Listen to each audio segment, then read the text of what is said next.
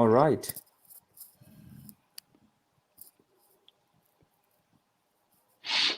Right. We are live now. Let's wait for a few more seconds or maybe a minute for people to join in.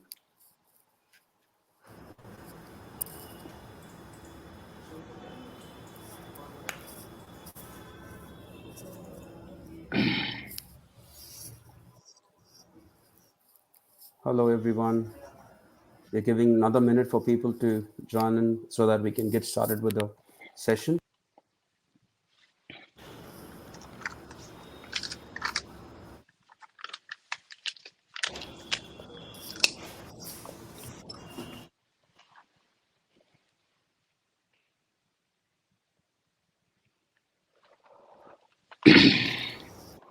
Okay. I could see a lot of smileys and party poppers and smileys flocking in. Thank you everybody for joining the session today, and welcome everyone on behalf of Exterro. So I would just want to give a quick introduction about the session Exterro Inform, which is a virtual conference. So we are very happy and we are proud that this is the first session for the day: collaborative forensics, overcoming challenges in multi-jurisdictional investigations. So thank you for people joining. Good morning, good afternoon, and even good evening if somebody has joined from Australia. And so, a quick introduction about this Extro Inform. First of all, on behalf of Extro Incorporation, I welcome everybody for this virtual conference, Extro Inform. We are very glad that you've joined. So, to give a brief about this initiative, Extro Inform is a full-day event which features 15 region-specific webinars led by various industry experts, who are experienced in digital forensic and in incident response. So every session is going to be a 50-minute session. And in this 50-minute session, we will dive into key challenges like collaborative forensics, incident response on the cloud, and various insider threats. So some housekeeping rules for the webinar for all the attendees. You could go ahead and submit your questions anytime in the question window. And if you would like to join the next webinar after each and every one, so this is the first session. So if you want to jump into the next webinar, you don't want to log out, you don't want to get into a different link, just simply stay online and you would be automatically routed or redirected to the next session. And it is just the same join link for each and every webinar. If you want to take a break and if you want to come in after some time, yes, this is the same link. Just stay, put a mute, pause, then you can join in. And this webinar will be recorded and we will share the recording with all participants of this webinar in the next few days. So I think we are good to go ahead. And once again, welcome everybody, and especially welcome to all my co-panelists. And I would want to take a moment or take very quick minute to introduce myself. My name is Rajkumar Manikam, and I'm the Regional Director of Sales and Consulting for Digital Forensics, Incident Response, and Data Privacy, basically data risk. And I'm with this organization for the last 6 years, and overall I come with 16 years of experience in the industry globally. So we have some of the renowned speakers joined with me today, Mr. Rohit Hira, Mr. Amar Bharadwaj, and Dr. Rajesh Kumar. So I would want to hand it over to you, esteemed speakers, to give a quick introduction about yourself. So, Mr. Rohit, can we go ahead and start with your introduction, please? Yeah. So good morning to all. Good evening. It's a worldwide event, so people is joining us around the world. So let me introduce myself. I'm Rohit. I'm working in Punjab Police from the last 10 years, and I'm take care of DITEC. DITEC is Digital Investigation Training and Analysis Center of Punjab Police. So we have a state level lab. So I'm the lab manager, and we have taken care of all the digital forensics, extracting data from the laptops, mobiles, drones, IoT devices. So that's me. That's me. Thank you, Mr. Rohit, for your quick introduction. So let's jump on to Mr. Amar. So over to you, please.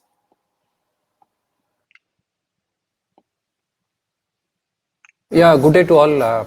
I basically head the cyber cell of the Railway Protection Force, which is the Ministry of Railways, Government of India. So this is the first cyber cell of Indian Railways, and also the FICCI Award winner for 2020 for cyber management. And we are principally dealing into illegal e-ticketing cases and all uh, railway property related offenses. So whatever digital devices we get, we do the forensic analysis, imaging, and all social media patrolling and all those activities go on in the cyber cell. So the railways actually started with this pioneering initiative to basically secure the railway network, and there are lots of things lined up, and we'll be able to deliver a lot on the front of cyber safety, security for the people actually who will be traveling by the Indian Railways. So thanks again, and thank you for giving me the opportunity to share my thoughts on this particular topic, which is of top relevance. And in fact, I would like to uh, quote one of the lines from the Honorable Prime Minister of India, that is, when threats are global, response cannot be local. So the response has to be global. We have to all collaborate and do our best to keep communities safe and do better for the society. Thank you. Absolutely, absolutely. What a great quote to start the session with. Thanks, Amar sir. And it's great to see people joining from different parts of the world, from India, from Sweden, and different other countries. Just one quick request, speakers. When one of us are talking, I request the rest of us to go on mute because I can see the comments from the audience saying that there are some background noises from someone. So if I'm talking, maybe the rest of the others can just go on mute. So over to Dr. Rajesh for a quick introduction, and then let's dive into the topic for today. Uh, Good morning to all estimated participants and Rajkumar ji especially. Thank you so much for inviting me in this prestigious conference online. And my name is Dr. Rajesh Kumar. I'm a certified digital forensic examiner, and presently I am posted in State Photo Bureau at Patna, and previously I am working in forensic science laboratory last 15 years, and we are doing in my expertise, in fact, in digital forensic as well as in cyber crime investigation also. So these are my fields, and we are doing in these fields investigation and as well as uh, forensic. And one of my interesting field is training of all these estimated domain like judicial academy and police academy. These are my hobbies to train all the police officers, judicial officers, and prosecution officers also. So this is my short introduction, and I would like to thanks Rajkumar ji again to giving me chance to share my thoughts here in the estimated participants. Thank you so much. Thank you, sir, and we are very honored to have all three of you. And thanks to the our my employer Exterro for organizing such a creative event, and thanks to Exterro's marketing team for that. Let's dive into the topic for today. And before we get into the question, so to make the session more interesting, we'll be having few poll questions or Q&A today. So, audience, this is for you. What do you think is the most significant challenge in digital forensics today? Option one, is it handling the encrypted data? Or the challenge for you is managing large volumes of data, or ensuring evidence integrity, or keeping up with the evolving technologies? Which is the most significant challenge for you in digital forensics today? Can you just put your answer and submit so that we can see, what's happening? And let's see, before we get into the next slide, we would want to understand from you. I am waiting to see the answers so that we see what is the score of each and every option. What do you think is the most significant challenge in digital forensics today? Handling encrypted data, or is it managing large volumes of data, or is it ensuring evidence integrity, or keeping up with the evolving technologies? All right. So the most important part of for today, collaborative forensics overview. So there are a lot of forensic significance, or collaborative forensics and its significance in modern investigations. and why does it matters? So is it because of the complexity of model digital environments, or we have various other options? So can we start to understand from you, Mr. Amar, what do you think about this? What are your thoughts on this about the complexity of modern digital environments, and and why does it matters? Yeah, coming on that is like, there are a lot of disciplines which are involved. It is not just one area. You've got mobile forensics, you have got network forensics. So a lot of domains are there. So we need experts from all domains because they'll have deep knowledge and they'll be carrying a lot of experience behind them to actually, decode issues. Like for example, malware is there. You want to go and reverse engineer malware, so that requires a different level of expertise. If you see cryptocurrency, that do the chain analysis and all that. So not a single entity actually will be able to handle this kind of scenario. So you need domain experts, to handle various disciplines which have evolved eventually over time actually. Great, great. So we could also see a few other, significance in the modern investigations, like resource sharing and efficiency, enhanced evidence integrity, and together collaboration, joint expertise and training, and the global legal compliances across the globe. So, Rohit, sir, yeah, Rohit, sir, Yes. could you add your thoughts on this, please? Yeah, so in today in modern world, every criminal is using Tor, VPNs. So it's very difficult for the law enforcement agencies to tackle on these crimes. So there is I think there is a need of global legal compliance. So there must be some common tools to the all law enforcement agencies. There's some sort of SOPs, some sort of procedures, so that you have to share your knowledge to investigate any sort of crime. So in today world, the AI is advancing so fast. Deepfake is every day. There is so many deepfake is coming. So there is need of a joint exercise between the law enforcement of different countries to interact with each other, to train each other, to share the knowledge. Then only we can tackle this modern cybercrime. Definitely. So the role of AI and all of the things that you talked about, it plays a vital role in this modern cybercrime and in this digital world. Thanks for adding that, Mr. Rohit. So, Dr. Rajesh, over to you. We would like to hear from you about your thoughts and also your experience on this challenge, these areas. Okay, thank you. Actually, Rajkumarji, you just imagine our judicial system is obviously no very techno savvy, and our policing is not very techno savvy, but our criminals are very tech savvy. So these are major challenge. So we just enlighten you that enhance digital integrity is a major challenge. Integrity of digital evidence is a challenge because we have we don't know how to maintain the chain of custody, how to preserve the digital evidence, how to identify the digital evidence. These are the major things. That why our digital evidence, integrity of digital evidence is never consolidated present before the court. These are the things. This is a very poor in our policing, in our investigation. And one important things is interdisciplinary nature of cybercrime is another challenge in our investigation, in our integrity of evidence, because in cybercrime all the traditional crimes are converted on cybercrime, like murder, like theft,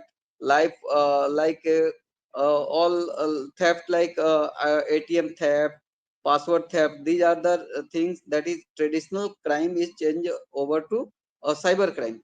So we are as an police officer, as an law enforcement agency, we are not able to understand these changing dimension of crime in cyberspace. These are the challenge. If we understand the shifting pattern of crime in cyberspace, if we understand how it work, how they do cyber crime, then we easily integrate our evidence. If we found in our investigation, like if we found IP address in our investigation, we never understand how to present before the court of law, because their appreciation before of court with only we present IP address with 65B certificate is not good enough to admissible in court, because many conditions are involved in 65B certificate. If we are only getting all the details from the Facebook and present with as an IU, we present 65B certificate. This is not good enough to appreciate before the court. So these things are obviously challenges, new challenges in our appreciation in court. And the another thing is volume data of handling volume data in our digital devices. In fact, I seen many times that our investigating officer asked me to give me all the data of mobile, all the data of computer. These type of question raised unnecessary complexity in our investigation, because a lot of things in our mobile, in our computer, if we don't ask pinpointed question in our request or in FSL, so in the examiner always keep all the data and send it to IU. And if we are seen in page number wise, so 500 pages report FSL was send all the IOs. And many times in our FSL we are sending lots of report in lots of papers, because they ask that all the data in our mobile in the exhibit as a mobile or computer we need. So if we are aware about it, which data we needed, which data is important in our investigation, that's if we know that, then we easily find out the evidences in all these data. If we don't know what we want by FSL, that's huge data, obviously a challenge for us in our examination. In fact, as an examiner, we have also facing the lot of problem, because they ask all the time, we need all the data. And in obviously we know in a mobile, in a single mobile have 1 TB 2 TB data, because clouds data are also involved in mobile. So these are the things is a challenge in our investigation, in our forensic examination also. So this is a view in this topic, is my topic. Thank you. Thank, thank you very much. Thank you very much. So, mobile and all those data play a vital role today, as you rightly said. Until unless we nail down to the specific data, what is needed and why is it needed, and all those things, rather just going ahead and asking for give me everything that that is required, it takes a lot of time to solve those cases and everything. You rightly pinpointed that, and I would also want to second your one more thing. Obviously, law enforcement is smart, but the cyber criminals or all those the bad guys, they are becoming more smarter today. So we need to be, if they're running 100 miles per hour, we need to be, thinking about how can we run 200 miles per hour so that we cover everything and we solve these things. Thanks for your thoughts on that, Dr. Rajesh. Putting all your efforts. Thanks to all three of you for putting all your blood and sweat in terms of making the cyber world a safer place. I would want to spend some extra time on this slide: challenges in multi-jurisdictional investigation. I wanted to go, one by one, starting with the legal and regulatory differences. And I want to hear from all three of you for all this 4 or 5 pointers. So maybe we could start with Mr. Amar. So what do you think about the legal and regulatory differences? Because there are lots of laws and regulations coming up. Even if you look at, on the data side, there are a lot of data protection regulations coming each and every day. So very recently, we had a year back, we had DPDPA, and before a few years, we had all this GDPR and POPI and all those things. This is just on the data protection side. So what do you think about these variations in laws, regulations, and compliances? See, legal aspect, I would say that, many of them escape actually citing legal procedures from actually providing data. I would not want to name any vendor in particular, but there have been issues, where we have been asking for KYC in illegal e-ticketing cases. And some entities have a procedure where, they say that, okay, we'll ask the criminal that somebody is asking your data and then we will give you. Whereas in Indian scenarios, they'll ask you two questions: whether you want us to block the account or you just want the data. So these are all practical scenarios what we face, while collecting data. Then there are other something called MLATs, actually mutual legal assistance treaties. If you don't have that, then they say no, you first come through the MLAT. So in India we have CBI. Actually through CBI we try to collect the evidence what is required in our cases. And another good initiative what the Indian government has taken is by launching the Bharat Poll. So through Bharat Poll and Interpol will be having access to 195 countries. So hopefully in future definitely will be able to solve multi-jurisdictional cases in a more systematic and better way. And as doctor has rightly said, all the aspects what he explained about, EO asking about the data and stuff. So we also get a lot of those cases where, they don't know what to ask. So it becomes very difficult actually to, scan the data and try to find out. Then we use our own logic to find out what evidence is relevant to that particular case. Coming back to legal regulatory requirements, actually they'll have to have some standards where for collection of data from various entities, cloud providers. So like you get all these, some of them are using disposable email IDs, so that particular server and that particular company may be operating out of US. So then trying to get the details from them is going to be truly challenging. So legal aspects, definitely GDPR, and now we have DPDP Act in India also. So we'll have to comply with those regulations also. So we'll have to be very, very careful. And I would also like to tell you that there's only one convention which has come, the Budapest Convention on, one second, yeah, Budapest Convention on Cybercrime. So that is where the world has got together and they understand the importance of solving cybercrime cases which have global ramifications. So on that is one. Then they have the Global Forum for Cyber Expertise. They have the Interpol Cyber Division, which actually also coordinates. And then we have the European Union, Europol also. And then we have the ASEAN Cybercrime Corporation. So a lot of people have come up. A lot of agreements have happened.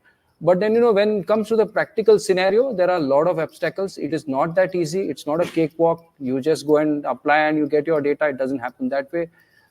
You have to go for the diplomatic channels. You have to do a lot of hard work when you're trying to get data out of some third place that is across your jurisdiction. So those are my thoughts on the legal and regulatory environment. So, and then other thing, before I conclude this point is, we need to have a pool of legal experts actually, and if they are techno-legal experts, then it will be a huge advantage to ourselves, because when you know technology and when you know law, you stand in a better position and you better appreciate the case, and you understand the language of what the other person is trying to say. So those are my thoughts on the legal and regulatory aspects. So, Thank you very much for that. So that's a rare combination, or maybe an interesting combination, techno-legal, which is much needed nowadays. Thanks for bringing it up, and also thanks for talking about the Budapest Convention, which harmonizes the national laws on cybercrime, and also it helps to improve various investigation techniques. Thanks for bringing that. And any country or any specific state or county in different parts of the world, if they're trying to develop a national legislation on cybercrime, I think this could act as a guide for them. Thanks for adding your thoughts on that. Moving on to Rohit sir, in your world, how does this legal and regulatory differences works? What are the challenges that you are facing, or you think everybody else, would be facing on these aspect?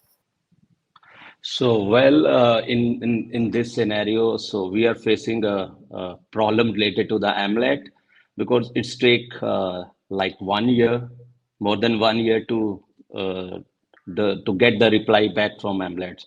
And if we talk about India, we have only 39 countries which is covering under AMLETs. So so the criminal is very smart. They are using the VPNs of that particular country, which is not under the jurisdiction of AMLAT. So that are the main challenges we are facing. As far as this topic is concerned, we have very good coordination as well, like NACMEC, National Center for Missing and Exploited Children. So they are sharing the tip lines at real time of CSAM related investigation. So they have a coordination with the Interpol. So they send and if anyone surfing or sharing data related to the CSAM, then they capture the live IP address of that culprit, then share it to the Interpol. Interpol is a nodal agency for that. And after that, Interpol connect with the concerned embassy, and they came to that embassy, and then to if we talk about India, then Ministry of Home Affairs is the nodal agency, and they segregated the based upon the IP addresses, they segregate all these tip lines to the different state of India. So I think the tip line, the National Center of Missing and Exploited Children, is the one of the best collaborative, case study where the live data, they are capturing the live data of the criminals and sharing it to the agencies whole throughout the world. And secondly, there is another Project WIC. I know Exterro is also the part of Project WIC International. So they are also have a collaborative, platform for you have to assess the platform. You have a different stakeholder throughout the world, whether it's related to the bank, whether it's related to the cryptocurrency, whether it's related to the law enforcement. They have sharing their thoughts. They have a good tools. Where you can use open source tools to investigate your cases. So Project Wake, the NACMEC, and there is another tool currently used by Meta AI. So Meta AI is using the real time. They capture the data of if anyone write to put the suicidal things on Facebook, Instagram, then on real time they capture the IP and they send it to the like in if we talk about Punjab, I am the nodal officer for the Punjab. So at real time, within 5 minutes, I get a call from the US that someone is trying to commit the suicide. And in one case scenario, within 15 minutes, we save the life of one person. So the Meta AI is the one of the best example of collaborative, forensics. So we have to adapt such kind of technology in the world to make the world safer. Thank you very much for that and for everything that you do. A lot of people joining in from different parts of the world, from Sweden, from Romania, from Japan, a lot from India, and a few from different Southeast Asian countries. Thanks, audience, for joining. Please, I mean, our experts are sharing various insightful information today. So if you guys have any specific questions on the slides that you see, please feel free to post your questions so that we can get expert opinion on these areas. So moving on to the other areas, I would want to combine everything in the interests of time. So various challenges in the multi-jurisdictional investigation, like the coordination among agencies. So there should be a proper communication and a collaboration between various forensics teams and various law enforcement agencies. And this includes various language barriers and cultural differences in the investigative approaches, right? And also, when it comes to, even Mr. Amar was talking about the techno-legal combination where technical or the technology plays a crucial role. What about the technical challenges handling encrypted data and cross-border data storage and the sensitivity of the time? Because when it comes to forensics, everything is urgent, right? What about the time sensitivity challenges and short of resources, resource constraint challenges? So I would want all of you to address everything together. Maybe Dr. Rajesh, would you like to start here addressing all these areas? In the interest of time, we would want to combine everything together, please. Actually, coordination among all the stakeholders among the across the uh, globe is very important in our investigation, because if we don't have any collaboration, coordination among the all the major stakeholders globally, we do not achieve the purpose of our investigation. In many times, we see that in our investing in fact in our neighboring country Nepal, we don't have any emlet with him. So these are the very surprising fact that we don't have, we have very limited emlet with all the countries. We have as Amar Sari said that only 39 countries in our emlet. This is the major challenge. The another challenge is mlet is a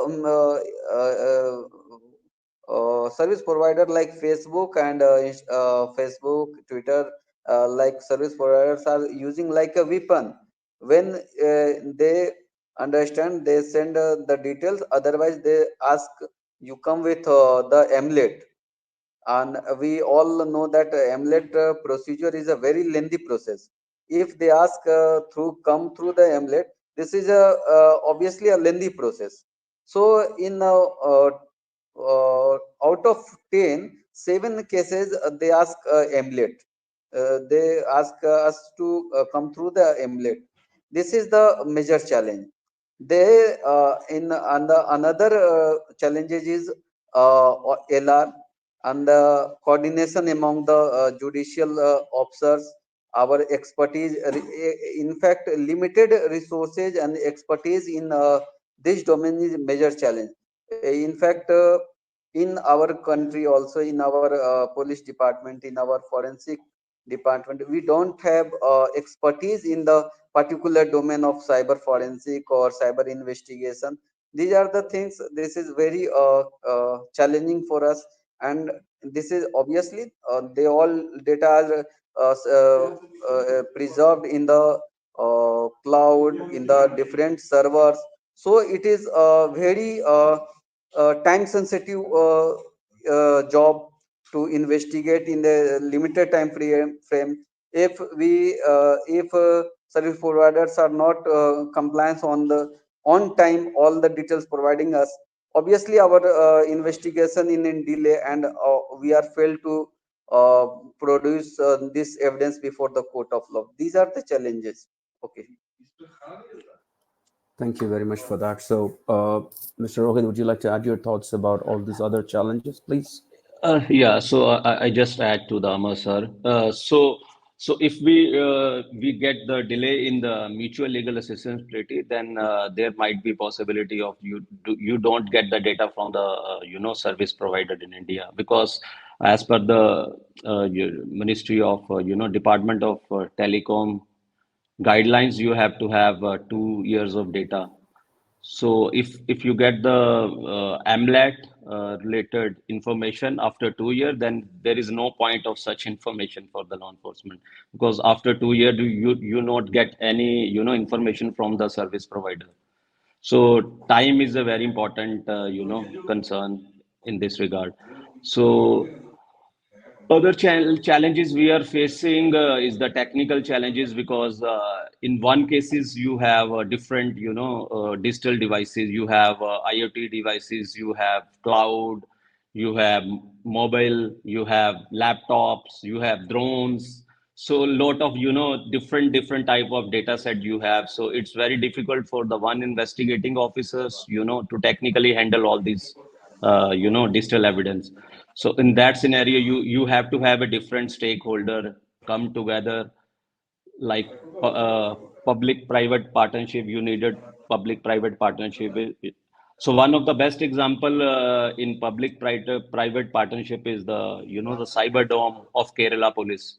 So they have a very good collaboration between the public and private sector, and they do a joint exercise every year. They have a hackathon and other events they are established with the private vendors. So there is a lot of information exchanges. So I think the technical challenge, you have a lot of data and different data, and cloud is one of the very difficult to handle, because you never know where is the data stored. So it's very difficult to you know to imaging the cloud data, and to identify the cloud, where is the data store.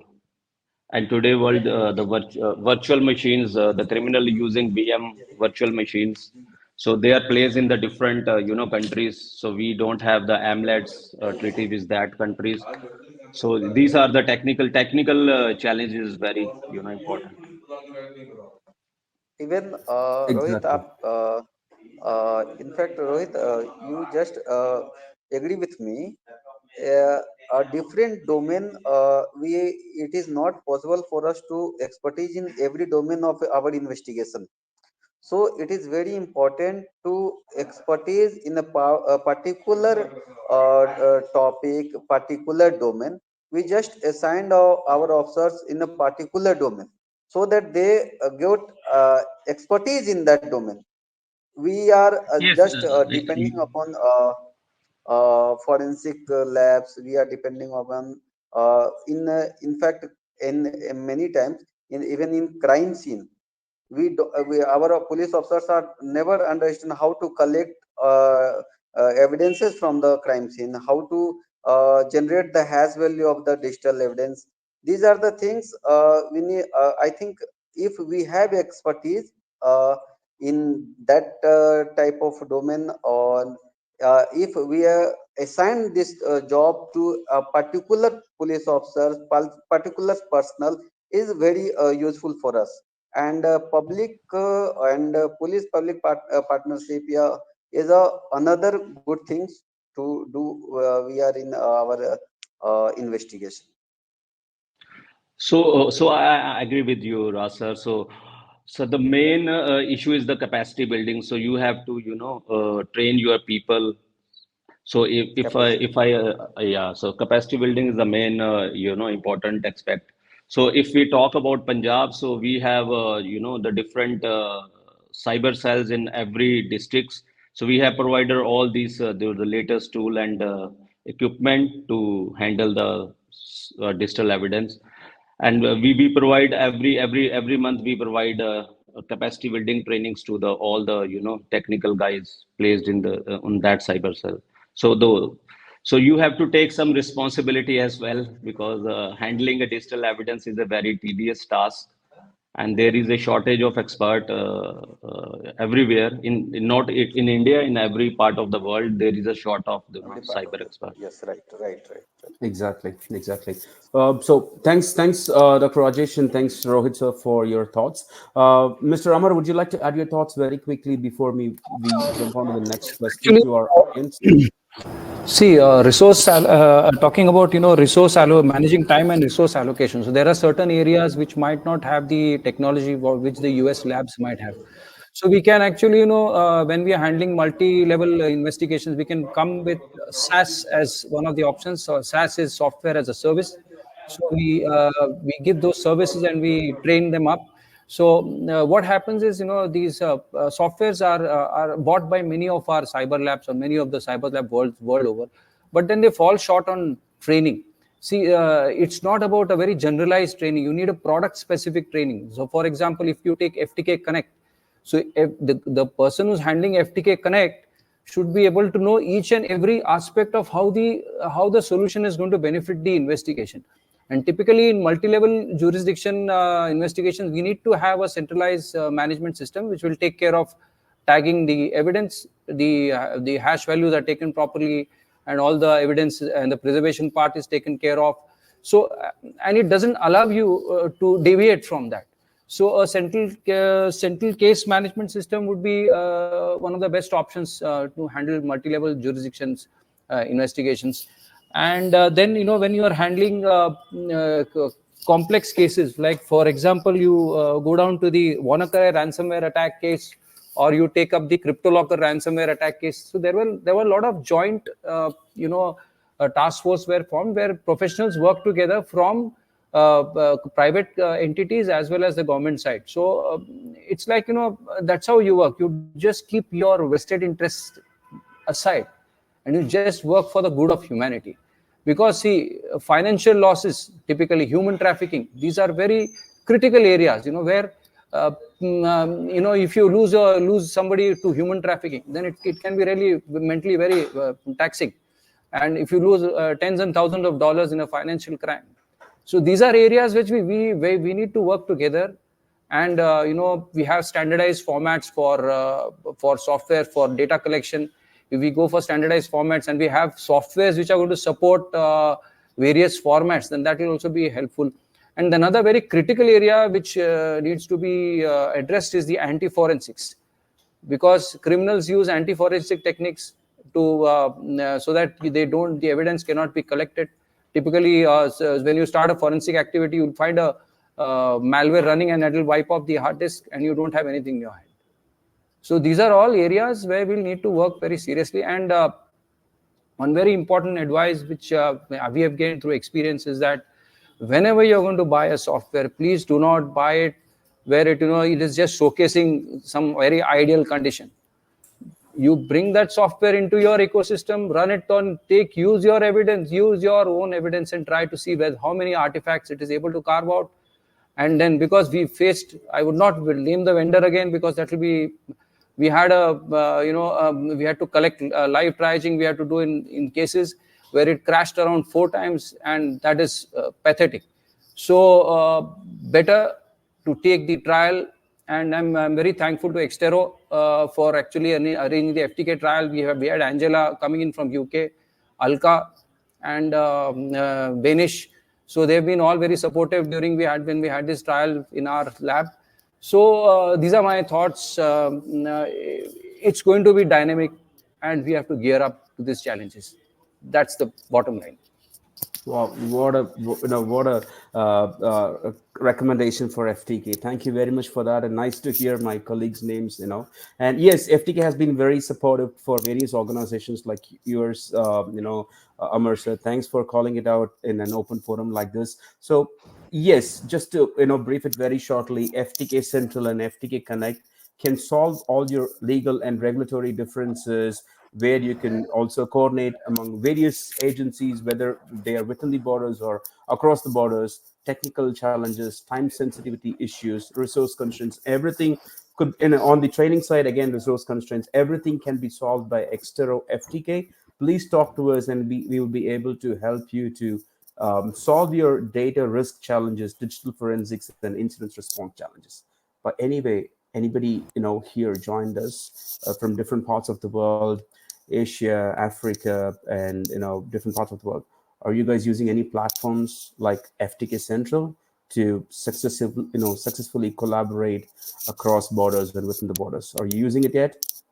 Just try to mention it in your comments. If you're interested in knowing more about it, please email us at marketing@exterro.com, and some of our team members would be reaching out to you very quickly. We have exactly 16 more minutes, and maybe we can very quickly run through the next few slides.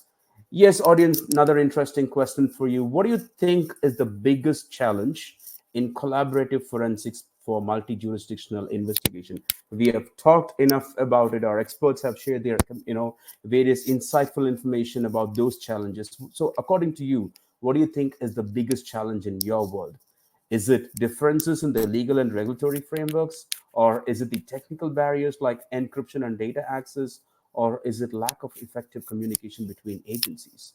Or delays caused by bureaucratic procedures? What do you think is the biggest challenge? Feel free to share your thoughts, and maybe we can discuss about it very quickly.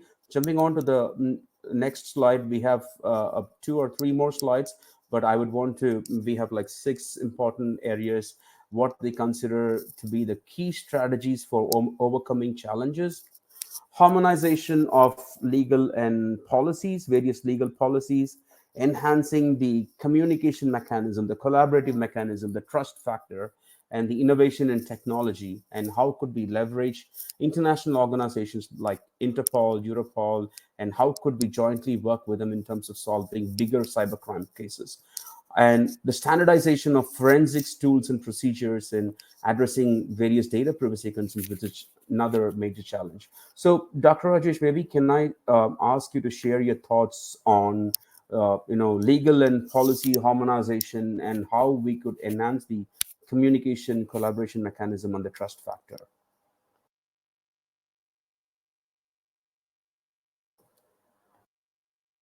Dr. Rajesh, I'm sorry, you're muted. Can you please unmute yourself?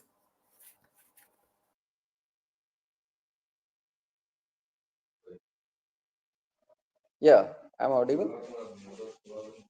Yes. You are. Go ahead. Yeah. Actually, legal framework across the country is obviously different, and these are things we are challenging facing, because every law in our country, in our are obviously different. So that this is the challenge, and if we have any common law for uh, all type of crime, like if we are talking about pornography, child pornography, uh, globally they can't accept it. So we have a law that ban across the country.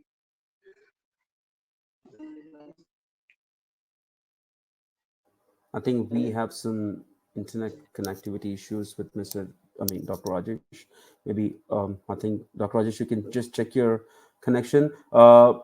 Mr. Rohit, can you please talk about your thoughts on the technological innovations and how we could address the various data privacy concerns? Yeah, so technology play a crucial role because I mentioned earlier there is a lot of data. In one case, I have a case study with me. I will discuss later. So in one case, you have a lot of data. So you have to have AI based solutions. So you have some, you mentioned earlier that Exterro Central. So Central is a very good tool. I use it for my trial work, for my trial. So you have to have a different, investigating officer working together in one case. They have a different viewpoint.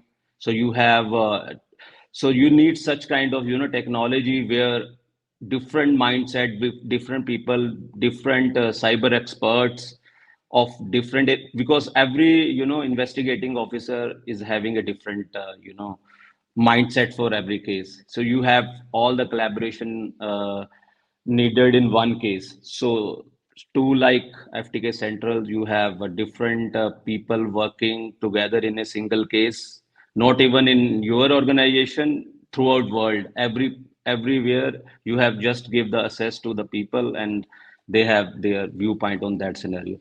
So you need such type of technology as well. Apart from that, the main thing is, you have a different workshop with the joint exercise with the different experts throughout the world. Like there is a one group that is scientific working group on digital evidence based in US. So they have a different, the policy maker, different experts from digital forensics field. They have every year they have a two joint meeting. So in this year they have a meeting in Stanford University, and I think in the month of May they have a one meeting in Denver. So these kind of the joint exercise play a crucial role for future, how to tackle with the future crimes. So that's my thought on this. Thank you for that, and thanks for highlighting the various features, the interesting features of FTK Central. Yes, as Mr. Rohit was mentioning, cross collaboration, adding multiple officers and assigning them, providing them a role-based access control. Everything is possible with FTK Central. Please talk to us to know more. And Amar sir, could you address your thoughts about leveraging international organizations like Interpol and Europol, and also how we could standardize the forensics tools and procedures. We would love to hear from you on that. In fact, Interpol will play a very crucial role as far as multi-level jurisdiction, multi-geography jurisdictions are concerned. Because suppose you have a case where you have around 100 cloud service providers. You have to coordinate with them. They are scattered across the globe. So trying to get data out of them single-handedly is going to be very difficult. So when we got to have an agency like Interpol actually to coordinate those various aspects and then hand over those data to the investigators and then let them sit and analyze that. So that is very very crucial. So so that's what we need to work on. And then of course standardization of formats, like you have NIST in US, which actually validates each and every software, and then they give you a report also. So that becomes a huge reference point to actually understand what the software is going to deliver. Because I find, and in fact there are not very standard organizations like NIST all across the globe. So we need to have organizations like NIST who can actually validate the software. That is very important. And as I've been saying, that once you buy the software, after that the after sales support has to be very good. Typically in India we face a lot of problem with after sales support. And then I've been telling vendors that if you sell a software, just organize a 2-day boot camp, so that that will help people understand your software. And when they're comfortable using that, that itself is going to be an advertisement for you, because he is going to say that okay, there's nothing like FTK Connect, please buy that. So that's how it works. So the after sales support is very crucial. You can't go by generalized procedures. So you have to go to the product. That is the product level of specialization has to happen. So those are my thoughts. In fact, I'll tell you one incident what we had. Actually, we had a case coming in of illegal e-ticketing, where you had to actually image the drive and take out the evidence. So we imaged the drive, and once we took it for the analysis part, it did not allow us to access because it was BitLocker enabled. Now BitLocker enabled, we asked a couple of other cybersecurity experts also to actually come in, but they had practically no yes answer for that. Then what do we do next? So they say that okay, buy this, buy that. I said fine. We sent back the drive to the inquiry officer and told him make another panchnama and asked him to disable the BitLocker. So then the BitLocker was disabled, and then it came back to us, and we were able to image and then get the analysis done. So these are all some of the challenges what you face, and it's interesting. See, there is no substitute to hardcore experience in actually working on cases. That's it. That helps a lot. So again, I'll say, before buying any software, please use that in your ecosystem and then buy it. Otherwise, because see, it's a very resource intensive field. It's a dynamic field. So you have to keep on innovating. If you don't innovate, you become redundant. So in fact, when we actually were going to buy softwares, FTK actually was it's not that competitive. But then Exterro came up and breathed the new life into FTK. So FTK is now back into the coming. So that's how it is. So there are a lot of softwares in the ecosystem, case to closure, endpoint in endpoint. Lot of companies have come up with softwares, but then you got to pick the right one. Otherwise, you're not going to solve your issues. 100%, couldn't agree more. So just don't look at the various posts or various marketing stuffs. Just go and talk to people. Check, I mean, you rightly said, check if it works in your ecosystem, if it really solves your challenges. So FTK is always open for that. And thanks for talking about FTK, the transition of FTK access data into Exterro. Thanks for bringing that up. And we are open for trial. We are open for POCs and free licenses and all those things. Please go ahead and talk to our different team members, whoever you're connected with, or if you still have no idea about where I can start with, email us at marketing@exterro.com, and some of our colleagues would be able to help you. you. We have exactly 6 more minutes, and we have a couple more slides to talk about. I would want to, request Mr. Rohit to talk about the one of the interesting case study and the real world example that your organization has, initiated or taken. Mr. Rohit, could you take a couple, Yeah, I yeah. mean, 2 or 3 minutes Yes. very quickly? Yeah. So it's a very, important case study for the collaborative forensics. So that's a live case. So we have a case in which uh, we busted the call center in Punjab and arrested 155 scammers. So they are the scamming the US people, and they have a script with him, and they're talking to the people of the US, and talk about the loan fraud. You have a low credit scores, so you have to buy some Amazon gift card, and there is a handler in US. They convert into the cryptocurrency and all. So in this case, we get almost 79 laptops, 250 computers, almost 100 mobile phone. So in that case, we use FTK. We have a working license of FTK with us, and we also use a trial version as well. So we in FTK there is a very good feature of they pass the data of mobile phone as well. So we have find out many crucial evidence related to the victims. They are based in the in US. So in this case, the FBI is working with us. So we provided all the data of the victims to the FBI team. Then FBI team find out the victims in US, and they have a, with the help of video conferences during trial.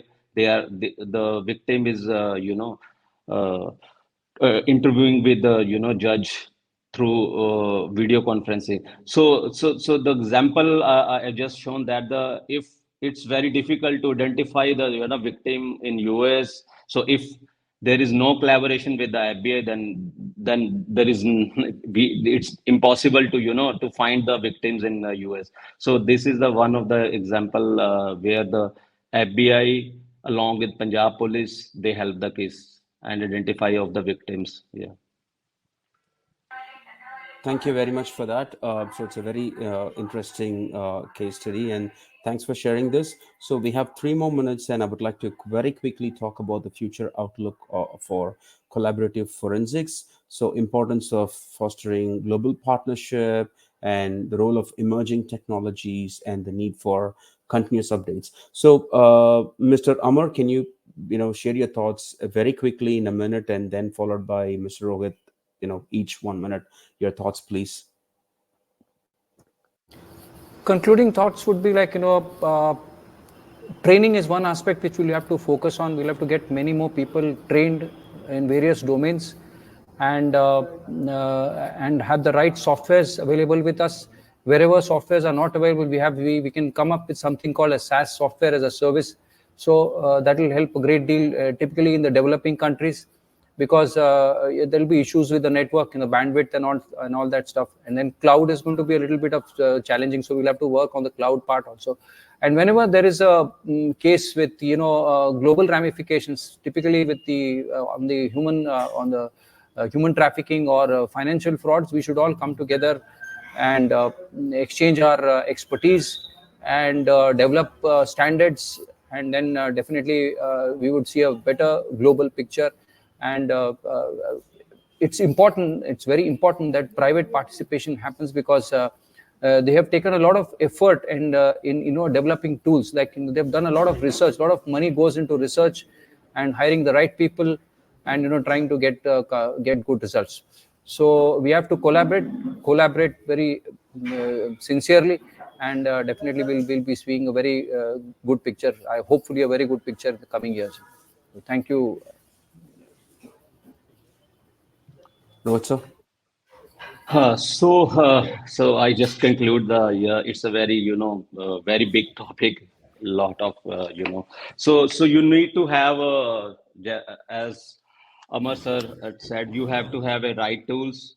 So the big players like Exterro, they have to have collaborate with the law enforcement agencies to, train the people of law enforcement.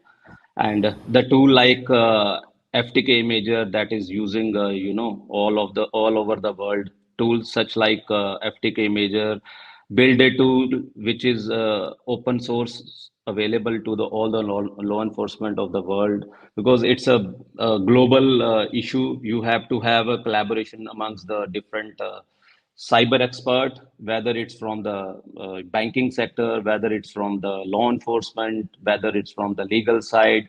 You have to have one platform, just like the Indian Cyber Crime Coordination Center, Exactly. I4C. It's an Yeah. example where all the, there is a helpline 1930, which is I think the one of the best initiative by the Indian government, where all the policy makers, all the banking experts, all the fintechs, all the UPIs, they are all in the same platform, working together day and night, and Yeah. save lot of money of the people of India. So you 100%. you have to have, yeah. So you have to have these type of platform required globally to save the world.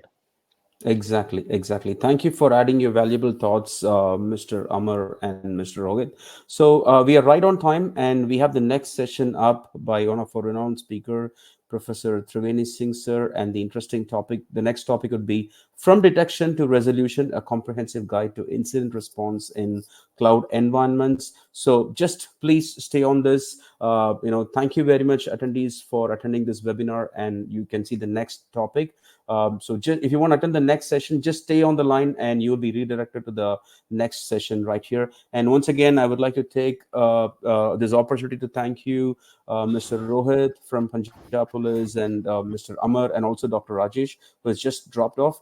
Thank you very much for your time and your insightful information today. And thank you, audience, for attending from different parts of the world. Just stay here and you'll be redirected to the next one. I'll see you very quickly in the next session. Have a great And day. Bye-bye. thanks a lot, Rajkumar, for taking the session through. Thanks a lot. Yeah. Yeah. So Yes. thank you, Extero, thank you, Banish, thank you, Raj, for this wonderful session. Thank you. Thank you. Bye bye.